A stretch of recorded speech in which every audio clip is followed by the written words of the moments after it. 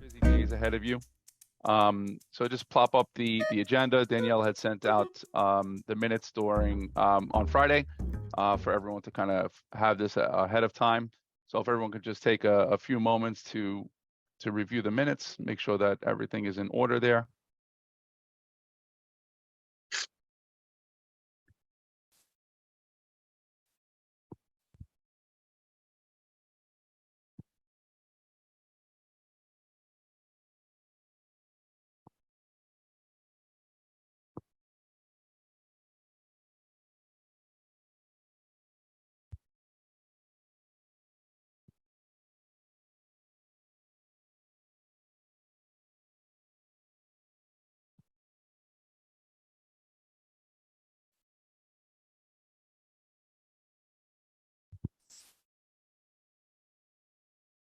Mike, the parent engagement policy was finalized last meeting, wasn't it? And approved? I know that we went over. I don't know that there was full approval. I believe that and someone can correct me on that. I don't know if consensus was, no, it says consensus was obtained by the DLT on the adoption of it. Yeah, so it's in there, Gus. Okay, so it's done. Mm-hmm.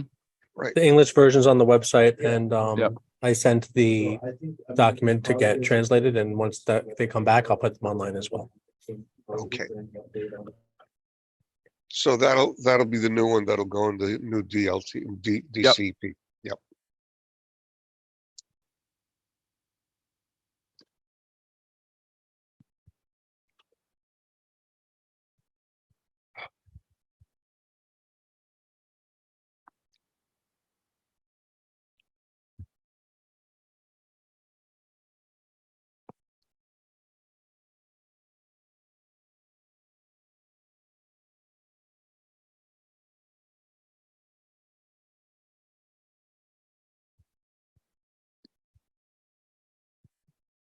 Definitely a meatier set of minutes this time, guys. So sorry about that.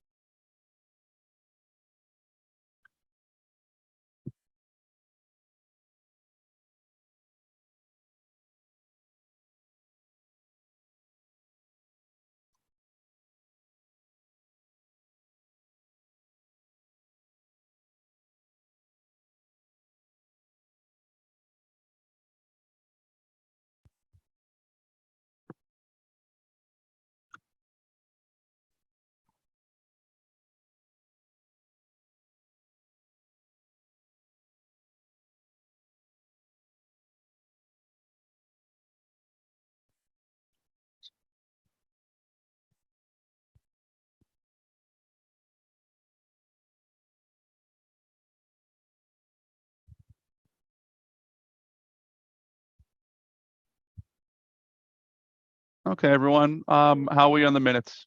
We have consensus on the minutes. We're good. Yeah. Thank you, Joe. All righty. So just to kind of get started, we're going to talk a little bit about the district goals for this year as well as for the 23-24 school year.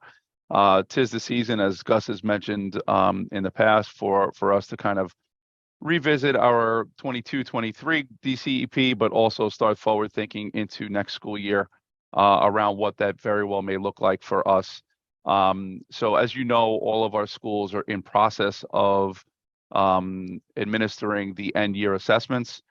So we will have that data for everyone to view for our next meeting in June. But we did start formalizing some draft goals for 23-24 based on what we've seen so far, and certainly with the addition of HMH into the district. We have some things that we've kind of put together to get ourselves started in this way. So I will begin just the conversation for everyone in this space to talk a little bit about CEP benchmarking for 22-23 school year, as well as DCEP and CEP planning for the 23-24 school year. So one of the things that you'll see that's different, certainly for our school-based folks, is that they've aligned the CEPs to the priority statements that the chancellor had set forth in the DCEP this year. Now our goals for all of our schools will be aligned to these priority statements, which is a little bit of a shift from what they had to do last year, this particular school year. And this school year was around ELA and mathematics, special education. This year it's going to be aligned with what we had to do as a district DLT moving into next year. So in terms of leading this work into benchmarking, the close of the school year, as I mentioned, we will be doing our EOY diagnostic assessments.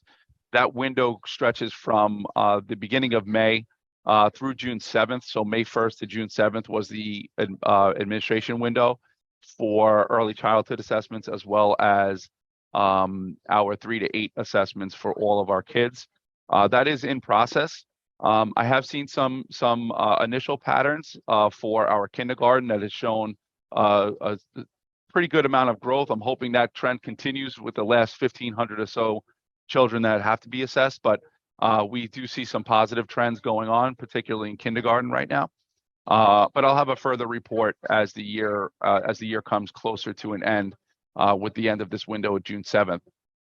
But what we are asking all of our schools to do, and what we're going to wind up doing, especially at our next DLT, is really talk about the action steps that we laid out this year. How has that impacted teaching and learning? And what we're also asking, is our schools to be doing the very same thing. It's not just about the percentages that come out at the end, and then we say, well, we met or didn't meet. It's really about taking a really big view of what it is that we've learned from the actions that we put in place, and did they work? What do we have to adjust in terms of our plan? So that's what we're also asking our schools to do. We'll be talking about this actually with our principals tomorrow, to make sure that we're not only talking about percentages, but we're talking about what were the things that we put in place, and to see whether or not those in fact impacted teaching and learning. So that brings us just into the goal setting and where we are as a district, and where we want to go. So Gus, you want to quickly talk about the timeline, or do you want me to talk about the timeline? Yeah, I mean, the most important thing, and you can add, is from my perspective, June 16th. That June 16th deadline is earlier than usual. We have to have full CEP drafts in iPlan, and everyone's doing their CEPs, LAPs, Title III application, translation policy documents on iPlan this year. So the schools are supposed to have full drafts in by the 16th. And as usual, the central DOE will monitor that and send out these lists of which schools have completed and which districts have completed and which have not. And as I say every year, I'm proud of the fact that we are either the first or one of the first districts to have everything completed every year. And I am optimistic we'll maintain that excellent record. And then as usual, they do their attestation with the budget and the goals alignment by June 30th, the end of the academic year. And then by July 28th, the superintendent will certify. And then, as usual, again, the district team and whoever else is assisting, will provide feedback to the schools over the summer, and they'll make their adjustments when they come back in September with their SLTs. That is the CEP process in a nutshell. As Mike mentioned, there are two things that are new this year. One is that they're aligned to the chancellor's priorities, just like the DCEP. So when the schools, and they've already discovered this, I've been interacting with some of them, it's not as completed with the old material from last year as the year before, because not everything transferred over into the new template, because the old one was AOCs and these are the priorities. So whatever was relevant, Central transferred over, whatever was not was blank, so they have to fill that in. It's not a big change. And then everything is on iPlan. That's the other change. And Mike, I know that the district team's monitoring all of this. How are the schools doing? Yeah, I mean, listen, I think, one of the things for us that we're really paying attention to right now, certainly are the end year assessments and where we're going. But in order to get our schools in a space of organizing for next year, we start developing our own goals now. So what we're going to see in just a moment are the very drafty. So we're definitely asking for everyone's thoughts and mindsets about these goals as well. To support our building leaders, because what they basically do is they look to see what the district is organizing, and then they try to model their goals around what it is that we've established as a DLT, so that they can bring it back to their SLT and then formalize them based on what they have or what those needs are in their own schools. So that's kind of brings us into the space that Gus just kind of alluded to of where our schools are, and this is where they're going to be. It's around organizing our goals. So I'm going to go through priorities 1 through 5. And then at the very end, we have a little space to reflect and offer feedback. Then I'm going to give everyone an opportunity to just kind of ask some of those questions, provide some of what you think around these preliminary goals. This QR code will bring you to a little Padlet. I'll put a link into the chat just so that you can share what your thinking is about these preliminary goals. And then we'll go from there in terms of organizing and solidifying them between now and the start of the school year, as we start getting data back from state assessments, our diagnostics, and so on. But the very first priority from the chancellor is that all students learn to read well, is the first space of what Chancellor Banks has kind of laid out for us as a system. And these are the 3 areas that schools and the district should really be aligning our goals to. So one is around launching a dyslexia screening, professional learning and programs pilot, implementation of foundational phonics curriculum for grades K to 2, and then implement strategies outlined in the citywide literacy expectations. For us as a district, one of the things that we spent a lot of time on this year and believe it's really important that we continue are the Hegarty and Foundations foundational skills programs, foundational learning programs. Primarily for phonemic awareness, which is kind of all of the sounds, the letter sounds, and then the phonics space of really being able to start decoding, from those letters to make those sounds. So we do want to continue to build on this. Plus, as you guys know, we're going to be rolling out the HMH curriculum next year. So we've organized around that and started this preliminary goal of, by June 2024, all schools will engage in cycles of professional learning and inquiry focused on unpacking and implementing the HMH into reading program, Foundations, and Hegarty to build foundational reading skills and use the data to disrupt disproportionate outcomes, resulting in, and again, this percentage at the end can always be adjusted, changed. However, for us, that will really depend on how we perform this year to make, the goal more lofty, should it need to be. But at minimum of a 5% increase in students in grades K to 2 meeting or exceeding standards is kind of where we are right now in terms of this mindset. Again, aligned with what one of the expectations is from the chancellor's office. So I'm going to go through each of these, and then we can come back to any of them that you feel like you want to come back to. All students are physically and emotionally safe. This is priority number 2. This one we did more of a qualitative type of goal where it's more about implementation of program than it is around percentage of outcome. So the chancellor's office put a series of bullet statements around what these goals could be linked to. And we have 2 areas that we're really planning to attend to mostly. We are fortunate that in conjunction with support from the U of T and alignment with the chancellor's office is this program called Mind Up. I know Superintendent Domingo has talked about this at previous meetings. And Mind Up is a social emotional learning program really built around building in brain breaks for our kids to start learning, how the brain works and, when it allows us to help ourselves regulate ourselves in a different way, especially in our classrooms. If we find ourselves wandering or we find ourselves responding in ways, this program allows our kids to learn how to overcome times when they need to self-manage. As well as chronic absenteeism. That is something that is not going to go away. We do want to continue to build on this work. As you've heard Danielle, Superintendent Domingo talk about the national crisis that chronic absenteeism is. So we're going to continue to work towards that end of improving chronic absenteeism rates as a district.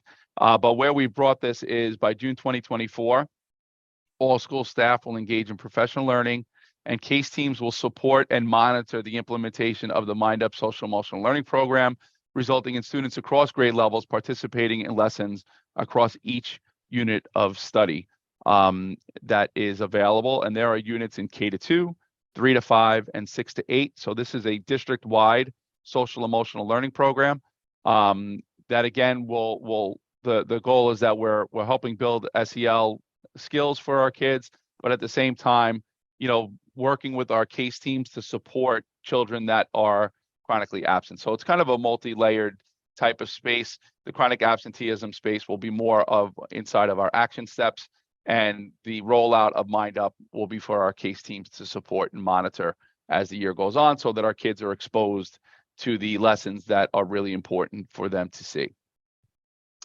The third goal is around all kids having a high quality experience. We do have a number of things that we do want to continue, certainly strengthening core instruction, the use of the screener assessments, and MTSS. That is a space that we do want to continue to reinforce and refine. We have across our schools, all of our buildings have certainly been using data to make decisions around children that need intervention, whether that's through tier 1 inside of the classroom or tier 2 and 3 for children that are exhibiting additional needs.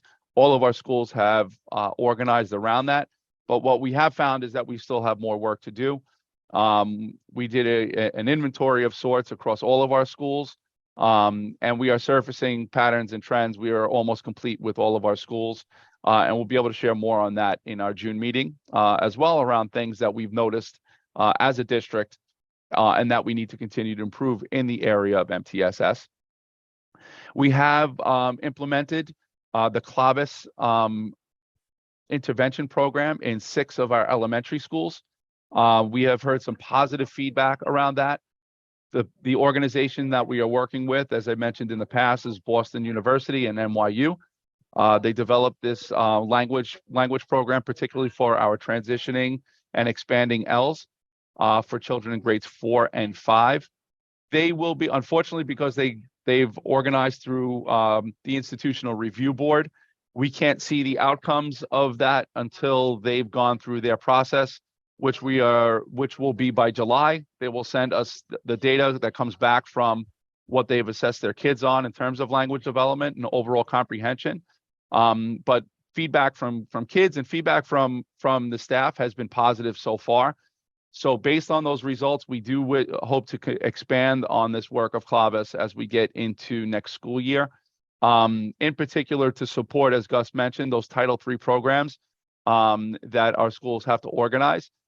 We have found that there's a great deal of alignment from this program to what we've been doing in the past. And we hope to sustain our work with Civics for All. That has been really positive across our schools. Our kids have been really engaging in in tasks and activities that promote elements of choice, as well as elements of action, where they are taking the lead on making decisions and getting things out to public elected officials and making their voices heard. We've had some of our kids actually present to the CEC during the year around things that they value and would like to see change themselves as learners. So we can hoping to continue to expand that as we want to promote voice as much as we possibly can. But where we've landed, we do want to continue to unpack the HMH curriculum and implementation of end unit assessments that HMH offers to support our MTSS work, to support our targeted kids, with improving outcomes, again, with the goal of a minimum of 5% improvement as the year goes on for our learners. The priority 4 is around college and career readiness. What I found interesting is, and I know that if you guys recall, one of the spaces around this goal was around really promoting career readiness. And one of the things that we decided as a district was around how do we promote Regents readiness. So you'll see this highlighted part here in yellow. This was not here last year, but it is now. That schools serving early childhood and elementary and middle schools begin thinking about how do we promote Regents readiness for our students. So I don't know that it was because of what we did, but I'd like to think that we had our toes in the space of really promoting this idea of Regents readiness for this goal, because that's really what we're doing to prepare our kids for high school and beyond, is really promoting that accelerated coursework for our kids. So we do want to continue to work on building around that algebra readiness for our children's beginning in grade 5 and working our way through grade 8, so that our elementary schools and our middle schools are really thinking about what are those skills that are necessary to tap into, so that our children are ready by the time they get into grade 8 to be really successful on that Regents assessment. We'll see what the MAP assessment brings us in by the first week of June. Because what I do believe is that we're going to see our children progress from where we were in the 21-22 school year. I do believe we're going to have improved outcomes for 22-23, just based on our January results. I think we're going to see even more improved outcomes by the June MAP assessment, and then hopefully the Regents assessment that they'll take mid-June. But we do want to continue on this path because we believe it's important for providing access to all of our kids by the time they get to 8th grade to have opportunities at this on these Regents assessments, particularly in mathematics. And then this last goal around redesigning the system to support parents and families. This one is very drafty, and would love certainly your feedback on it as parents, teachers, and school leaders around building this community trust and bolstering that engagement. So where Superintendent Domingo and I kind of landed, at least for the short term, is because we're rolling out a new curriculum. We wanted our schools and certainly the district to offer opportunities for families to engage in understanding what the curriculum has to offer, and gathering feedback from everyone as we're going through it to really bolster our efforts. So we thought around the space of bi-monthly HMH learning sessions for families at the school, but also at the district level, where we're implementing opportunities for this work. Again, very, very drafty, but would love your feedback in that space. So, that's kind of where we are goals wise. So if everyone could just take a moment to just reflect on each of these priority areas that we have, and take that moment of independent reflection, then share anything that you can, and you can scan this QR code and add some of your feedback into the chat, into this little Padlet that I have. And let me just open that up for everyone. So this is what the Padlet will look like. And I encourage you, and if you don't have anything to add now, I encourage you to do that at some point, so that we have some of your feedback in here. right? Priority 1, all you do is click on the plus button and you can add in some of your feedback. Or feel free to add it to the chat or come off mute.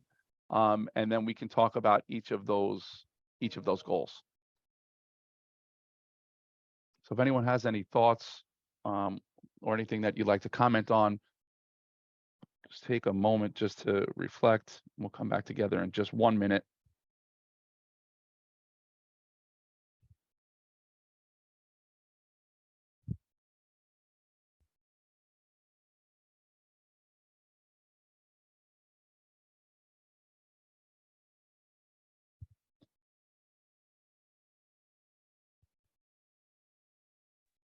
I went ahead and I put the link in the chat to the Padlet.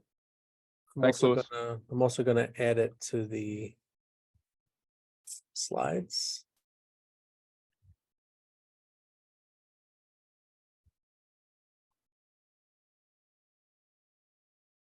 The answer to that is yes. Conversation for superintendent. There's a lot of work, especially. Louis, can you? We're doing. Are you on mute? Their teachers are planning and. Nope.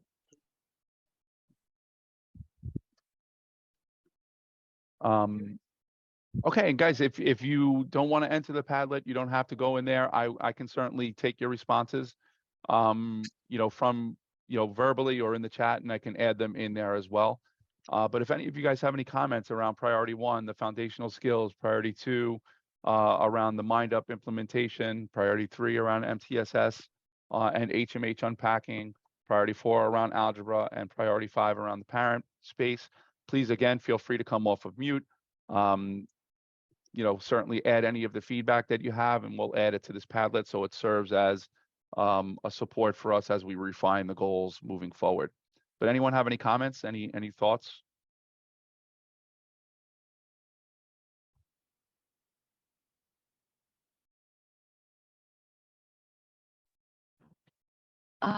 I did add something to the Padlet. I was just wondering, these goals sound already very thoughtful and everything. I'm just wondering, since you talk about the regions and preparing them for that, is there any place you think that might fit world language into anything, or languages, foreign languages? Because by the time they're in high school, we're really trying to promote the seal of biliteracy. And when students are exposed to languages early on, it will extend into high school. It won't be so tough and hard for them. I was just wondering if there's a place to promote world languages in any of, I was thinking priority 3, maybe high quality academic experience. So I'm just going to kind of put a little note in priority 4, all students graduate college and career ready. I think we can kind of also loop it into that space just for now. Just put oral languages, world languages. Thank you. Language promoting.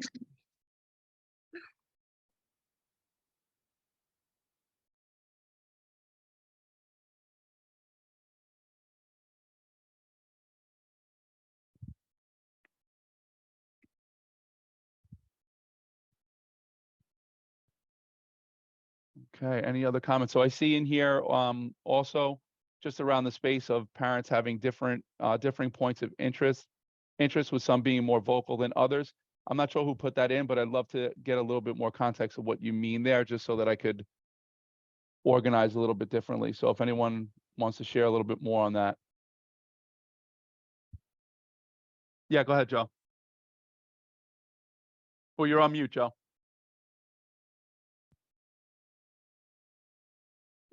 Okay, so yeah, I put that point in because can you hear me now? Yes, I can hear you. Okay. So as a parent leader, like I know that there are certain groups that are much more vocal than others. And so, they seem to take up a lot of the space that others maybe are not as vocal on. And I just wouldn't want the other opinion, the other views to be disregarded because some parents are not very comfortable at being vocal. And I'll give you a perfect example. It's like we have the parents of the gifted and talented and the, you know, the higher echelon of students, but you know, you have parents of kids that have struggling learners and they don't really feel as comfortable to speak up as the others. So I wouldn't want that to be deflected. So almost just making sure that we're careful in how we're gathering viewpoints from a range of families, you know, so Correct. that we're opening as often as possible from a variety of different ways, so that we're gathering more than just from the few, that we get more feedback from the many. Correct. Yeah. Okay.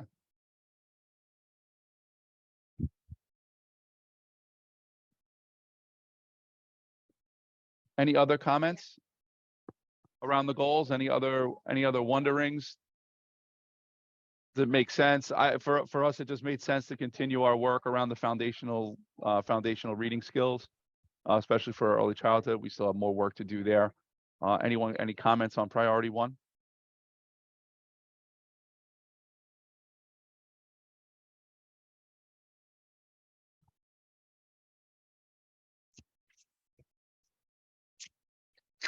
We feel like we're in a good space.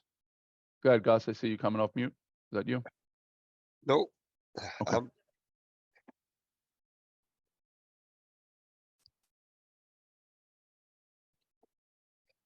Any other comments, guys? We're okay with these as preliminary goals at this point?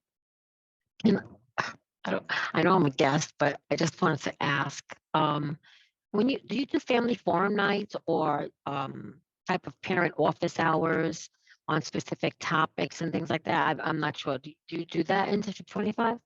So we do what we call parent chats. You know, we gather families, you know, parents from across district schools to engage in chats based on an area that we're focusing on. So that's kind of the space. And, you know, Superintendent Domingo engaged obviously in the listening and learning tour as part of her work across all spaces in the district. So, you know, opportunities are certainly there, but, you know, we want it to be very targeted on the something that we're all going to be experiencing across the district, and that's the unpacking of a new curriculum.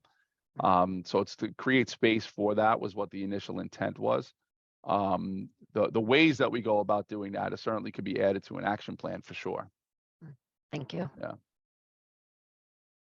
Mike, I put it in the chat, and it relates to what Antoinette was just talking about. Flushing Town Hall is next to Flushing High School, and they have a lot of community resources and an infrastructure to a lot of ethnicities throughout, you know, the district. I know that you've collaborated with them in the past. You might want to look into what, you know, they have to offer, and maybe expand your collaboration and your, you know, parent outreach efforts. They also are a good venue for holding meetings at no cost. So and they are, you know, in the district. They're near public transportation. So I just wanted to throw that out as an idea, as a suggestion. Thank you, Gus. Hi, this is Shirley. Hi, Shirley. As parent leader, I will want to re-emphasize what Joe says. Sometimes certain voices are lost. And I think that is one of the key for this year, to make sure all voices are heard and not the usual voices or the louder voices. I think that should be definitely a key in this DCEP. Yeah, I So, think I think that's really important, Shirley. Thank you. Anything in particular that we're thinking as we're going through would be awesome, just to kind of include into the action plan space of really bolstering you know, that voice. Well, I think it goes in the action plan will go with what Antoinette was saying. Different forums, maybe for specific parent groups, so you can hear, so they don't get intimidated. You can have multiple forums, and you with maybe about the same topic, so you can get a good feedback. Different of what the perspectives. community. Yeah. Yes. Yes. Awesome. Yeah, so I'm adding all this just so everyone knows right into the little Padlet so that we can go back and reference it. And not just for today, just moving forward even, so we talked about this. We actually, we talked about these different perspectives and offering different forums, but what did that actually turn out to be? So it'll kind of serve as a nice little space for us to revisit as time goes on. Any other comments?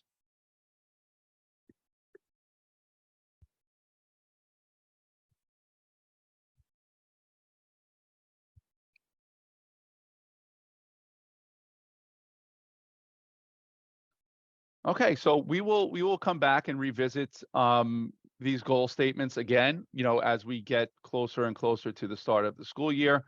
Our future DLT meetings, we'll continue to revisit them. And during the next DLT, I will have available to everyone the most current data, which will be basically the end year data will be finished by that point. The end year assessments will be finished by that point. So I'll have a summary of all of that for everyone to see. Certainly based on our current DCEP goals, and how we've been able to meet or not those expectations. So I'll have more on that coming forward I'm in sorry, next month. Michael. Yeah. I'm sorry. Yeah.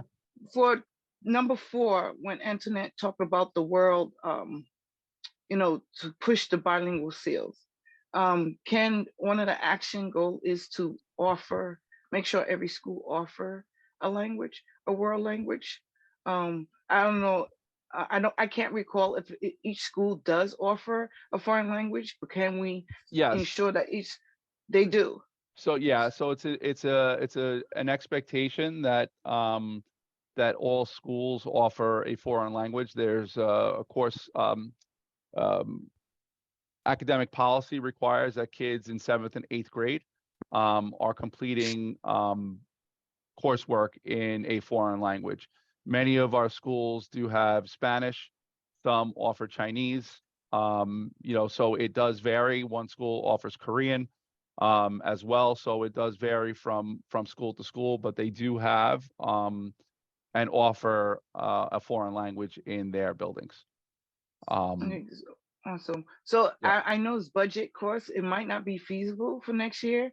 Can we get them to offer 2 so it doesn't disenfranchise some others? Because if I already speak Spanish and you're only offering Spanish, I mean, Yeah. it's good for them to, but if they would really want to learn another language, I think going forward, and I'm not saying next school year, at least let's bump it up into 2 languages per school so they can have Yeah. choices. Yeah, I don't disagree with that at all. I think we as a system, I think have to start getting into the space where we're valuing multilingualism in a different, let alone bilingualism, right?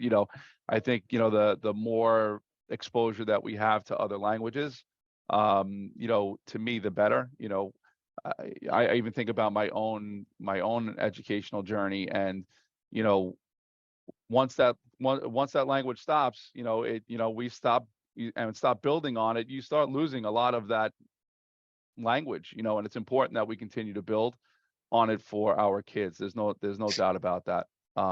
So yeah, I will kind of make a note in here too, just in that space around, forward thinking around language development for our kids, in other languages.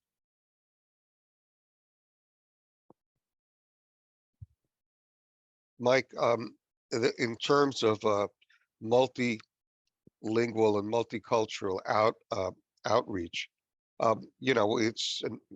it's well known that Queens is the most diverse community on the planet. We're more diverse than any other community anywhere in the world. It's my understanding. Many years ago, I worked on the District 25 Magnet School program, and one of the things that we did was there's a cable studio in the Flushing area that it's public access. So many ethnic groups in different languages have programs that are filmed and broadcast out of that facility. And so if you wanted to do something in various languages to inform parents in their own home language about information in the district or even these town halls that are being held, etc. You might consider revisiting that facility. And there's a law like a public access law. You were a principal. I believe it's the same law that gives schools and school principals. Remember back in the day when cable started coming in, that you could put cable into your school for free. Do you recall doing that? It was a public access law, part of the legislation around cable. So there's this multi-ethnic, multilingual resource that you might consider using, particularly in District 25, which is one of the most diverse areas in the entire borough of Queens. And if I remember correctly, the facility was in your district. You could find out. Flushing Town Hall will know. I know that it exists, or at least it did in the past, because I actually utilized it on behalf of District 25. Thank you, Gus. Any other comments?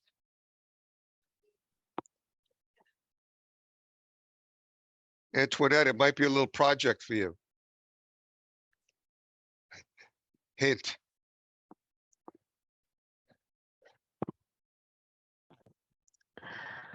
Are you giving me another project, Gus? Well, I know you're very So- keen Yeah. on foreign languages and Yes. biculturalism and so on. So it So- might be something your superintendent might want to know about and get involved with. Yes, I'll definitely run it by her. So just to give you guys a little bit of an update too, because many of these goals are connected to HMH and the rollout of curriculum moving into next year. We are now in day 6 of our training supports for our schools. Each of our schools has sent representatives from kindergarten through 2nd grade and grades 3 to 5. So across all 26 of our schools that represent children across K to 5, will have gone through a training session with our district team. And they are really, when you say leading the work, they are really truly leading the work. Truly thankful for our instructional leads across our district, as they have been really starting to unpack and support the implementation so that our kids are experiencing instruction day one, where there is not this space of, okay, we just got these materials, what do we do with them? No, it's about how do we make sure that we're forward thinking and prepared for September.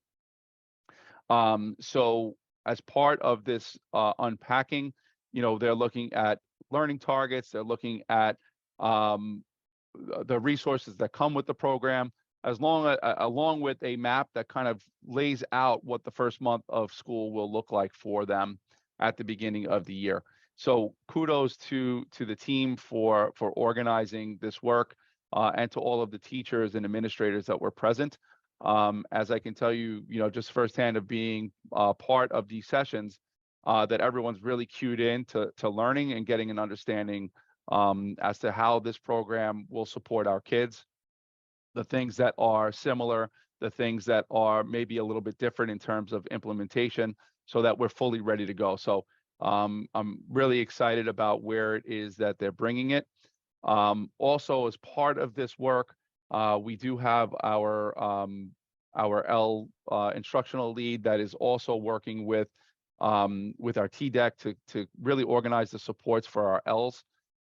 There's going to be an extension to the work that we're doing so that the supports that are present inside of the program come to life in a little bit of a different way than perhaps what is written, so that all of our teachers, including our L teachers, are fully prepared and ready to go at the beginning of the year as well.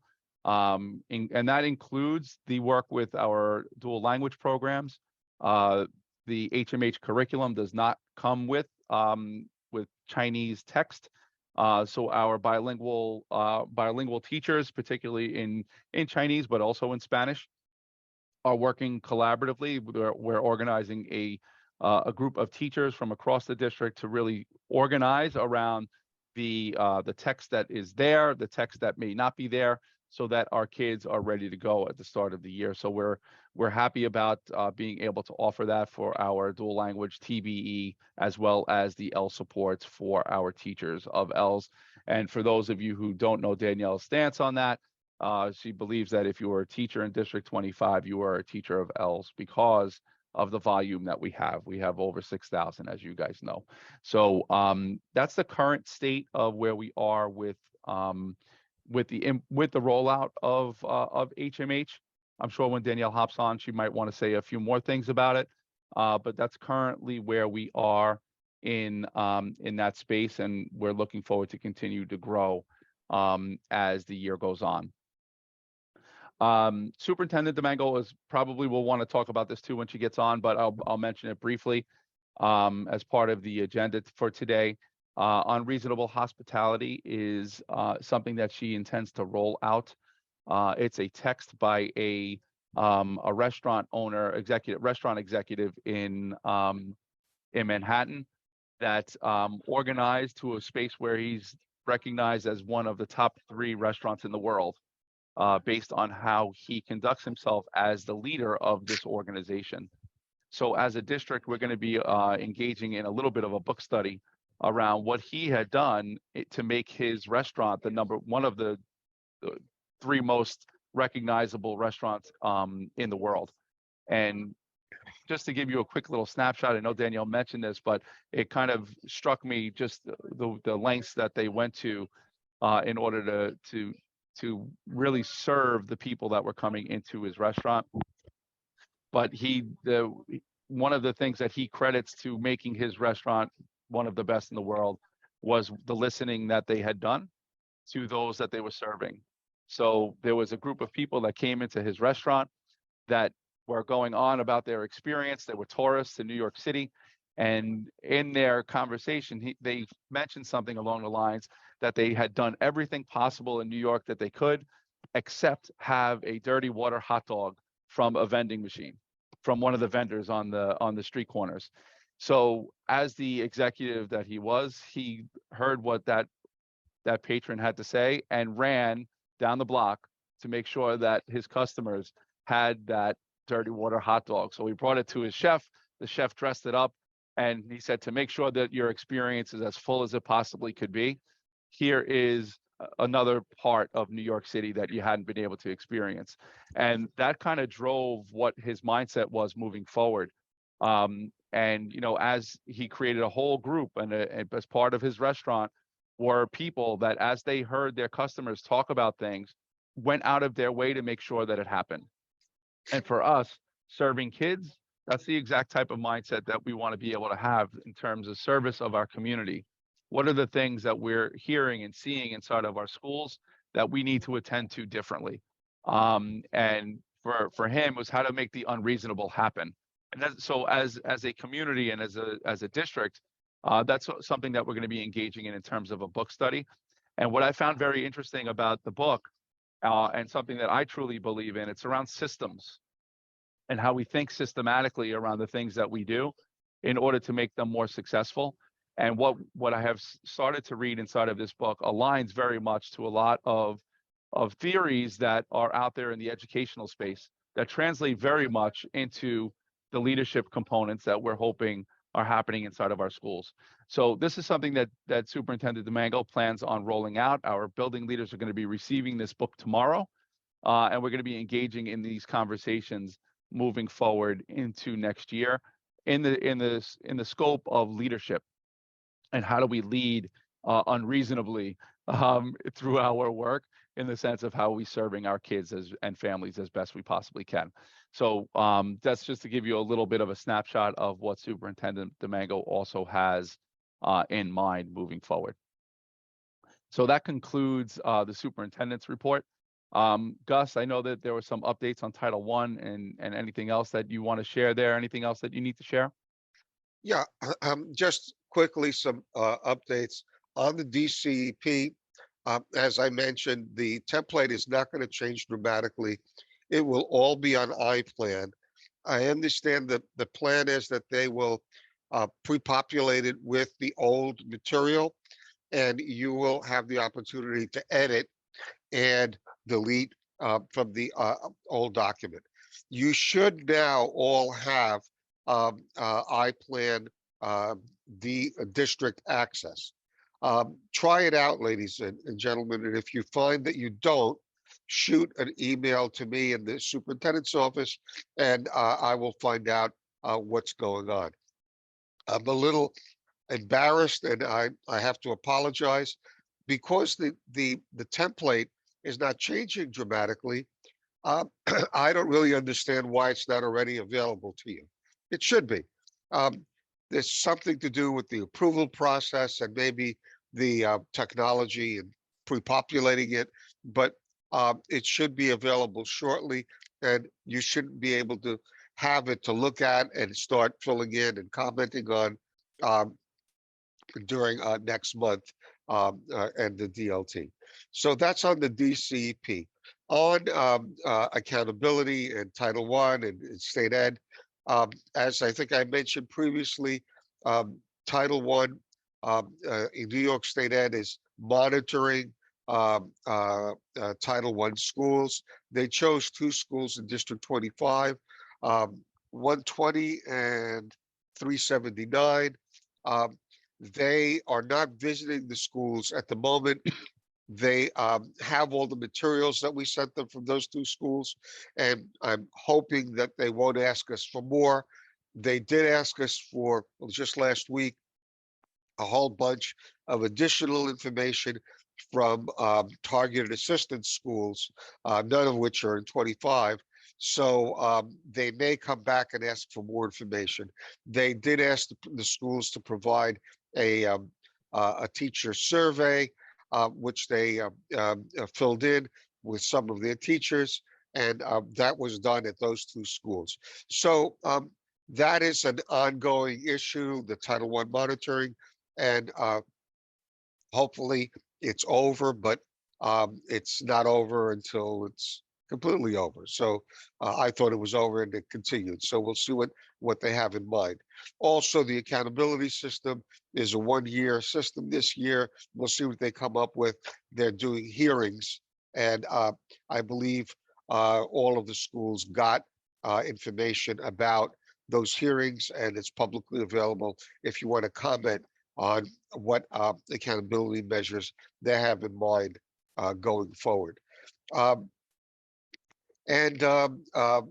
Finally, on Title I, they are Central is collecting information on PACs and DPACs again, and I know I speak to the District 25 parent engagement staff. They're right outside my door on a daily basis, so I know that you're on top of those, and we're in compliance with all of that information. And when the survey comes out, they ask us for that information, we will get it done. We just talked about the parent engagement policy. That's going to be out to all of the schools, and you know, we're in good shape as far as that is concerned. I think that's basically it from my end. We support, along with the district staff, all of the schools on their CPs 24/7.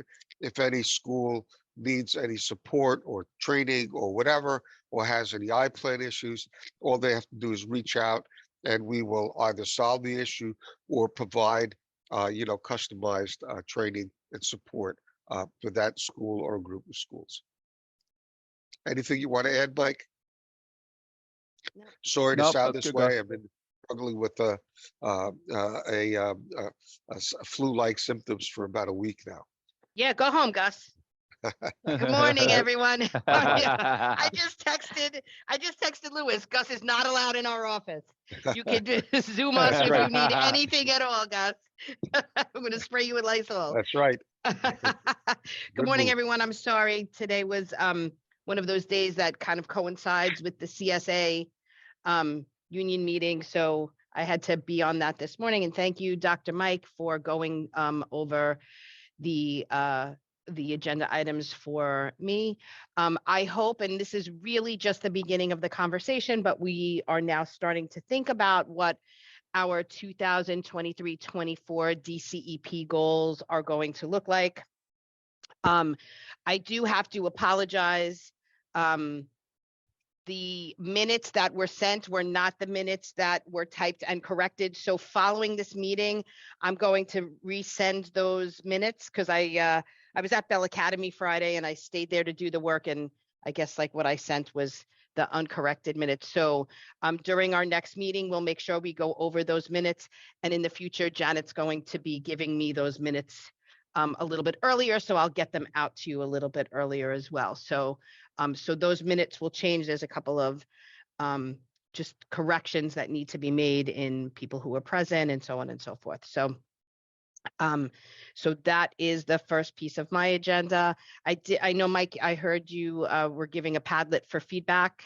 And as always, what I say is I do encourage all of you to really, as part of our conversations, give feedback as to the next steps that we are going to be taking as a district. One of the things that you do know is what we write together as a DLT is actually the work that we do, right? And it encompasses where we are going in our next steps, which includes rolling out our unified curriculum and the supports that will be in place for our schools, which includes transitioning our vision that we believe around social emotional learning and bringing a deeper wellness and mindfulness into our schools through Mind Up. So I want the DLT to be fully aware of the work that we're doing. Make sure you're asking questions. And I know, Joe, that you had asked for the book Unreasonable Hospitality. I'm going to make sure that I get that to you. Shirley, we dropped it off for you, and I know that you had received it. Anyone else here that is on the DLT that is in Linden Place, just come up and we can give you a copy.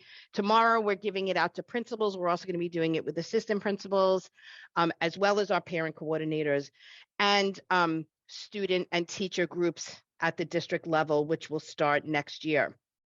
Not everything applies to everyone's job. What I can say is that bits and pieces of this book are things that I'm going to use differently with different constituencies. It is a very strong book for leadership for principals, and it is deeply aligned to the work that Dr. D'Antona and I do as leaders across this district, the way that we see and the way that we have trained our teachers in terms of leadership. Years ago, we were using Peter Senge's book, Schools That Learn. And that is really about building a learning organization across your district and what that could look like. But the one thing that I did want to say that for us, there is two parts that I wanted to talk about. And Shirley, did you have your hand up? Did you have a question or a comment? I had a comment since Okay. you brought up the book. I read like the first couple. I already, as soon as I read just the first chapter, I already knew why the book was chosen. It's really, it's a good book. So I suggest everybody to get it, to read it. As soon as I said, oh, I know why they picked this book. This is good. Yeah. Yeah, thank you. So what I was, and I read it while I was away too, because it just gets better and better as you continue the read. So he talks about this idea of restaurant smart versus corporate smart, right? And he worked in both elements of the restaurant world, right? So he worked for a corporation that really supported restaurants, and then he actually went into a restaurant, and he talks about the balance and how you have to know both. And it kind of got me thinking around what we talk about in terms of parent engagement, right? Sometimes there is this push-pull between school and DOE systems and what parents need. So I think when it comes to parent coordinators and the work of what parent empowerment can look like in District 25, it's around finding that balance and supporting our parents, but also supporting the schools and having these conversations in that if you want to be unreasonable, you can't do things the way you've always done things, right?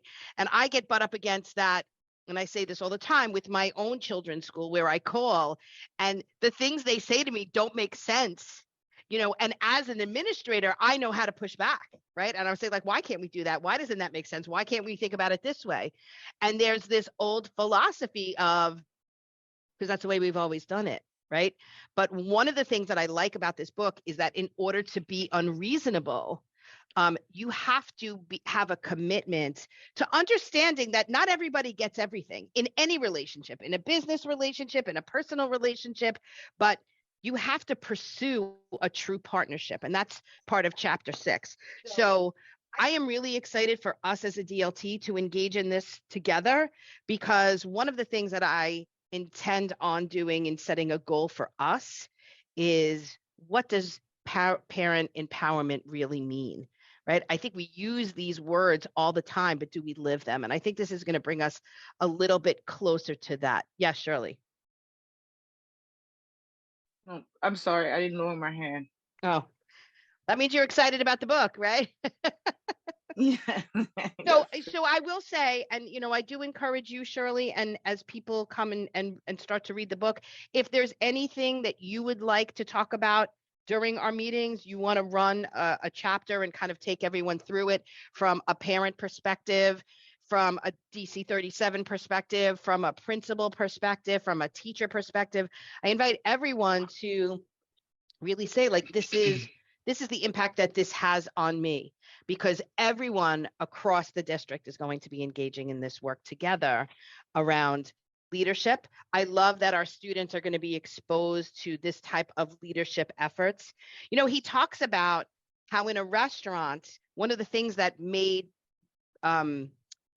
restaurants famous was the chef, right? We all nod, we say, like, the chef is famous, the chef is famous. And because of that, there was a certain hierarchy of treatments that were happening. And one of the things that he does is that the chef that he finally hired to work in 11 Madison Park was a chef that had the same values that he has, which is everybody works together. And the chef was no better than the person who served his food, right?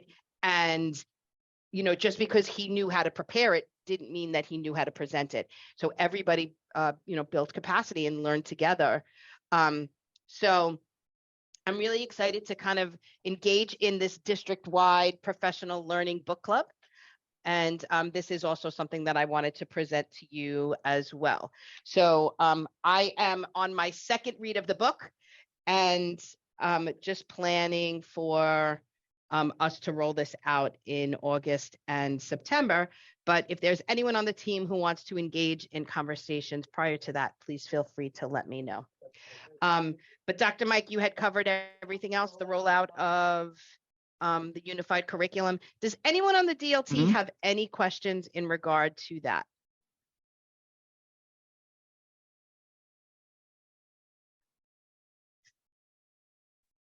No? Okay. We are also planning, just so everyone knows, for summarizing. I am so proud of us as a district to know the value of what this program is about. Every leader of our schools for summarizing, which is our summer program, is a building leader in our district, as well as all of our assistant principals. So we have, and Lewis, I know that you're still on here. We have, I believe, over 3,000 students that will be participating in summarizing across all of our schools. Yeah, More let me than check that? my list from, so the offer, applications closed about 2 weeks ago, and families received letters on Friday with their either with their offer or if they did not get a seat. So yeah, total number of offers made in our district, grades K through 8, 3,864. So almost 4,000. Yeah. Yeah. And this is not including students who are going to be retained in June and have to go to summer school. Those students, principals are determining now, and they'll add them in. Okay. Any questions about summarizing? Okay. Also, I see Sujin is here today. Hi, Sujin. Hi, I'm in my car running Yes, errands. welcome to DLT. We have so many new DLT members. I am really excited. So Sujin is our DPAC rep, correct, Sujin? And I want to Yes, thank that you for is. taking on this role. I also want to thank Sujin because she has been very passionate about DPAC from when she first took on this role as a PAC in her school at PS21. She asked a lot of questions, and Esther and I learned alongside her about the role of PAC. So, Sujin, I am very, very excited that you've taken on this role. I know that we have asked for you to do that in the past, and it was something that you wanted to take some time to learn for yourself. But thank you, Sujin, for being here.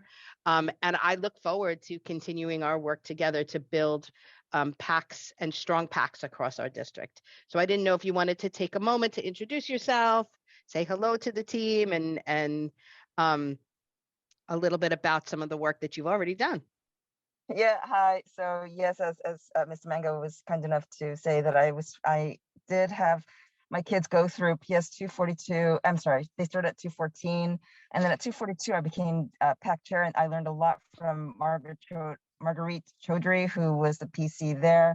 And from that point, she really laid down the foundation, and then from about what Title I PAC chairs can do and what we're allowed to do. And then from there, when I moved to PS21, I was already at PS21 with my older daughter, but with my younger one, when she got to PS21, I took on the Title I PAC chair there too. And Mr. Swirsky was kind enough to work alongside me as well. He was very helpful and supportive. And then when I got to 185, I am now with Mrs. Shar as a Title I PAC chair, and she's also very much in lockstep with what we're doing. And I get a lot of support from them too. I know I'm one of the lucky ones because I've attended a lot of the citywide PAC meetings, and there are a lot of principals who do not support their Title I PAC chairs. So I was very grateful for opportunities I was given and my role there. And I'm always grateful to be able to pull up a chair and everyone making room for me at the SLT as well. Thank you. Thank you. And now there's a pull up a chair, and we have space for you as DPAC chair. So thank you so much. And I also want to connect you with Shirley. Shirley is our Queens High School rep, and she is very passionate about PACs and DPACs across the district. So please always know, and I'm sorry I'm speaking for you, Shirley, but I always reach out to you too. You can always reach out to her. She is a true parent leader across Queens. So feel free, Sujin, to always reach out and connect with her. She's happy to help. Yes, Shirley? Thank you. Absolutely, absolutely. And high school PACs are supposed to be on the district DPACs is K to 12. So if high schools aren't showing up, please let me know. Thanks. Oh, she'll get him there, just so you know, Shirley. Right, Sujin? She will get them there. So she'll work with Jenny and Esther, as well as the high schools, to make sure that the communication is flowing and they're aware of when the district meetings are happening. Okay, which helps me to transition to the high school superintendent's report. And Ms. Tucci is here today Yes. on behalf of the superintendent to present for us. Hi, everyone. Glad to be here. Can I share my screen? Am I Yep. able to do that? Okay. I'm gonna do that now. Host disabled. You're good. Try again. Okay. I set it up for everyone. Oh, awesome. Thank you. So can everyone see the screen? Yes, we can. All right. Okay, so as mentioned, I'm Antoinette Tucci. I am representing Dr. Watu, and here in place of William, who couldn't make it today. And I'm going to share this presentation because we have a Twitter account now that our Eduardo is very proud of creating. So it's on this. There's a link to it, so please check it out. We represent the high schools in 25, John Bound, Flushing, Townsend Harris, World Journalism, Veritas Academy, and Robert F. Kennedy High Schools here in D25. As you know, the Queens North High Schools, there's 26 of them. We have our superintendent advisory. Our last one this school year is June 15th from 4:30 to 6 p.m. It's right here in Linden, Flushing. And we have our upcoming town hall June 1st. And these are the links you can get into them with for more information. And FYI, our family forum updates are May 30th and June 27th. 2 more left for this school year. We have this huge event going on this Saturday, actually. It's the Queens North High School Teen Conference Future Ready and the spotlight on the next generation. So we'll be completely student facilitated. It will be for students by students. Please come join us. There's food, there's workshops, there's performances and presentations. And the workshops will be on teen suicide and prevention, cultural sensitivity, cry for help, is world peace possible, and many more. So I hope to see some of you there. If not all, it's going to be great. It's an all-day event. We had our Queens Hiring Fair, Queens North High School Hiring Fair. The UFT headquarters was nice enough to let us use their facilities. It went really well. We had lots of applicants. Principals were very excited that they were able to do this in person, meeting and greeting. They collected many resumes. Our areas of focus were math, science, and world languages, and L certified teachers and special ed certified teachers. There's a huge shortage of duly certified teachers in high school. And for high schools to meet those demands that the students need, it costs a lot of their funds hiring a content person and then hiring a special ed license and then a TESOL license. So we're really trying to spread the word that getting that dual certification will help you to better prepare to meet the needs of your students in that classroom that you are in, and will also relieve some budgetary constraints that schools may have. So this was part of that, and it was a great success. It really was. And we also we began a partnership with St. John's, and it kind of spread. So Fordham University and Queens College is now our partners as well. So we have 22 teachers on our wait list, 9 already attending St. John's for their extension, their TESOL extension, that is. Now we're extending it to bilingual extensions and TESOL extensions for our already in our high schools that have either math, science, ELA, or math science or social studies content licensed already, so they'll be dual certified. So this partnership, we're hoping it grows and grows. We want to do this as much as possible. What we mean by partnership is it's not just the offering of the courses. The district and the district principals are willing to pick up the cost. So these colleges are partners with the Pretty Grant, which pays for like 70% of the courses. So the other 30% will be picked up by our district office along with principals from those schools who need those teachers. So we're really proud of this work, and we're just trying to meet the needs of our students the best way we can. And what better way to do that is to certify our teachers so they can better support our students and the needs that they have. We also have some compliance data. I'm not sure if William does this, but I do. I want you to know where you are in your ENL programming for L's as a high school anyway. So D25 high schools are really doing well in meeting the 5 layers of compliance, making sure our students are identified appropriately and are placed where they should be placed in the settings they need to be placed in, aligned to the CR Part 154. So there's that information. And if anybody wants to review this, like I said, I'm sharing the slide deck. You can look at your numbers, but they are really good. John Brown was able to share with us some successes they had, many successes. It's very wordy. I'll try to be as quick as possible, but they were so proud and they shared so much with us. During spring break, a group of students and teachers traveled to Costa Rica. 150 students with the Fiat Institute attended the New York City Computer Science Opportunity Fair on 4/15th.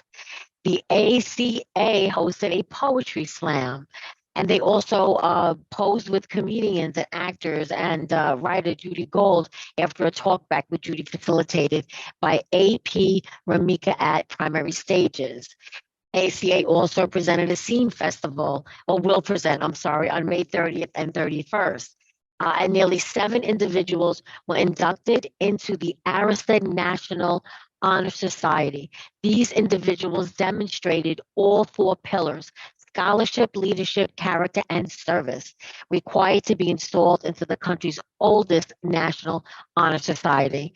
And Ms. Aravantino's and last year's executive board also announced the new executive board for the 2023-24 school year. Here are some photos from these events. And the AFJROTC cadets visited Manhattan College in Riverdale, New York for a college tour and an orientation with the AF Senior ROTC detachment. 70 students from the CS Institute attended the New York City Computer Science Opportunity Fair on 4/15th. On 5/16th, 6 speakers from JP Morgan Chase's informational technology sector will be visiting to share their experiences working in the field of cybersecurity, software engineering, and infrastructure engineering. The STEM AP research classes under the instruction of Ms. Diaz and AP Bafoco celebrated 100% submission for their research papers to the College Board. And STEM freshman student traveled to the International Bridge Competition in Chicago to test her model bridge. And we have some pictures of that as well. Coming up, the Law Institute will be celebrating Law Week 2023 on May 15th to May 22nd. That'll be starting today. The AG department held its 2nd annual AG College and Career Fair on Wednesday, May 3rd. And on Thursday, May 4th, the Seal of Biliteracy candidates presented their capstone projects in the library. The Seal of Biliteracy is an official endorsement from the state of New York that indicates a student is fully bilingual and biliterate. One component of this potential pathway to the prestigious certification is for students to conduct a research on a topic of their choosing and present the research project in Chinese or Spanish. Now, this project is 5 parts, so they get to demonstrate their literacy, that they are literate in speaking, listening, reading, and writing. And here are some photos and celebrations of what I had just read, celebrating our John Brown High School events. And that is all. Happy May, everyone. This is Thank Shirley. you. Can I clarify about the teen conference? It's Yeah. not an open invitation. It's only for those who are invite by only. Because all students can't come. Even it's hosted at my school. Okay. Only those invited is invited. It strictly is students. Even the parents of the students are not allowed in. They only need to drop them off and pick them back up. So it is run by the students. But I told them next time I have to clarify when you make the announcements, because people was like, we're having a teen conference and they make it seem like it's by invite only. Gotcha. I'll have to correct that. I got the flyer from our office, so I'll make sure we correct that right away. No, yeah, I thought the same thing, because for months they keep saying it, and then it's my whole school. Our PTA are volunteers, so I was asking the principal. I was like, I asked the principal, how come the students don't know about this? And he's like, it's only by invite. And then I clarify it with David, who's running that teen conference. Right, David's, and yeah. David's like, yeah, oh no, yeah, no. I was like, it's only by invite. And I'm like, David, you have to make that clear. You make it seem like it's open to everyone. Yeah, we'll have to change that flag. Thank you so much, Shirley. That would have been a mess. No, yes. All right, thank you. And thank you, everyone. Thank you, Antoinette. So, Shirley, do you have a report? Yes, ma'am. The notes, the official notes haven't come up yet for April 25th meeting, but the hidden gem was the Bronx Design and Construction Academy. And then the main presentation was about competency collaboration. When they were talking about competency collaboration and grading for equity, it came to our knowledge that the DOE adopted a K-12 grading policy based, moving away from a focus on completing tasks, but a flow aids of evidence of progress and learning. And so we did some research and we're like, we don't see that policy anywhere. And she was like, it's a guidance, right? It's a guidance, part of the grading policy toolkit for equity, accuracy and social emotional well-being. It came out following the pandemic, by Joe Feldman, Grading for Equity. So that was the competency collaboration was the main presentation for the citywide high school subcommittee meeting. So when the official notes come, I will share it with Lewis and he can share it with the team. And then when it comes to Queens High School President's Council, we did 2 sessions of the June transfer of records PD for parent leaders. Last week Tuesday was the 9 a.m. session, and the prior Tuesday was the evening session. At our last meeting on the 17th, we had Pierre, who is the youth director, part of the community empowerment section of the Queens DA office, to discuss what youth services and programs and opportunities they offer for our youth in the borough of Queens. We also had One Green Apple to talk about their family engagement initiative. We also had Interview Education, who has a program from 8th graders and higher on writing essays, especially essays for college and entry essays to programs. And our next meeting is June 12th, where we're going to have our elections. And also we're going to have someone from the New York City Vote to review again. This will be our 2nd year on ranked choice voting. That's it for our update. Thank you, Shirley. Gus, did you want to say something? Yeah, I wanted to ask Shirley, because I know she's so active. Shirley, if you could get on the agenda for next year, revisiting A655. I know that there was some issues that stopped the process, but maybe those issues could get addressed, because it's been a long time since A655 has been revisited, and there's a real need, as you know. So so that our working group started again. Oh, good. Good. We did start. We started last month. So you could let us know yes. at some point how that. And we just got something, Shirley, saying if you don't want to be on it anymore, right? You had to send something in. Again, which the Google form didn't work, and I told her to fix it. At least it didn't work for me. It kept saying to sign in. So, but yes. So we had 2 meetings, and we discussed how we was going to tackle revisiting, revamping A655, right? Good. And I think the first one is SOTs and something. I have to look at my notes, but when we have our next meeting, but it has resumed. That's good to know. The second thing that I wanted to suggest to you, and you may have already done it, is a number of years ago, the DOE, and I think it was FACE, issued a list of DOE acronyms for parents, explaining what all of these things mean that educators use. And I found that parents, really appreciated that, and it was very popular. So maybe that could be revisited again as a resource for parents. Yeah, I know CPAC has it. It's on the DOE website. Within Parent University, or the family resource folders. It's there.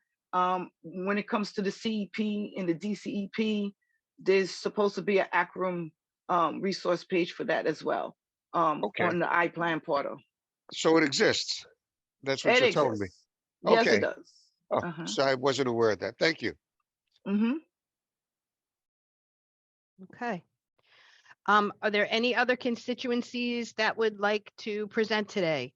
CEC, UFT, CSA, DC 37, anyone have a report?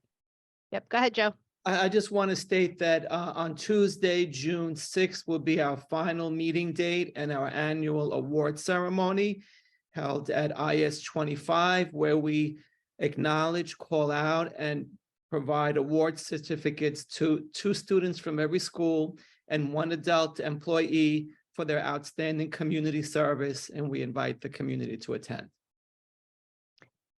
Thank you, Joe. And we have been doing the final kind of review with Carly to make sure that every school has submitted names. So that will be completed this week too. So thank you for that.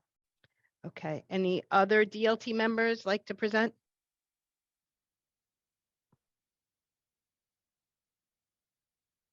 Yes, Shirley.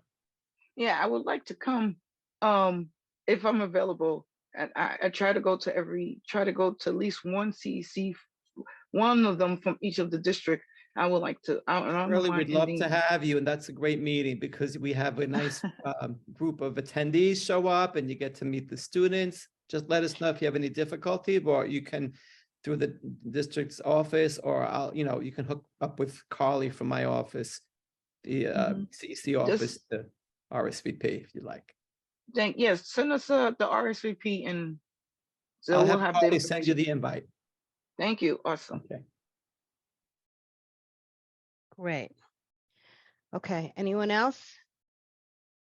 I do want to say that at the end of the second term for CEC, Mr. Di Benedetto, this will be his last time running for CEC member. He didn't run this year. So he is ending his 3rd term, yes? Actually, it's like my 4th term, I think. My kids 3.5? graduated out. Yeah. Yeah. So I just want to say a big thank you to Joe. Thank you. He's done a great job in working with us, and hopefully he'll be back in the many different parent leadership capacities that you can take on. But want to thank him because he's just done some tremendous work in the district. Okay, any other questions, comments, new business? No one? Wow, this was a quick meeting, I think, because I didn't present. I'm not going to say that out loud, but all right. Thank you, everyone. And just as a piggyback onto Gus, just quick reminder, Lewis sent our parent engagement policy to be translated, for the updates to be translated, and all schools and families will receive it by the end of the school year. So our next meeting is June 12th. June 12th. Yep. So I will see you all before then, but then for our DLT meeting. So everyone enjoy the remainder of your day and have a great week. Thank Bye, you. everyone. Bye. Thank you. Bye-bye. Take care, everyone. Have a great day.